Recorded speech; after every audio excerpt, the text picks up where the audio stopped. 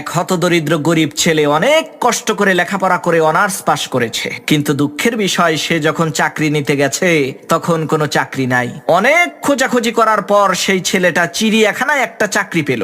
আল্লাহর কি কুদরত, সেই ছেলেটা চাকরি পাওয়ার কিছুদিন পরেই ওই চিড়িয়াখানার বাঘটা মরে গেল। তখন চিড়িয়াখানা কর্তৃপক্ষের লোকেরা চিন্তিত হয়ে পড়ল, এখন কি করা যায়? কারণ চিড়িয়াখানায় বাঘ না থাকলে তো দর্শকেরা চিড়িয়াখানায় টাকা দিয়ে টিকিট কেটে ঢুকবে না। তখন চিড়িয়াখানা কর্তৃপক্ষের লোকেরা বাধ্য হয়ে ওই অনার্স পাশ করা ছেলেটাকে বলল, তুমি যদি বাঘের পোশাক পরে চিড়িয়াখানার বাঘের খাঁচার মধ্যে ঢুকে বাঘের মতোই তর্জন গর্জন দিতে পারো, তাহলে তোমার বেতন আমরা ডাবল করে দেব।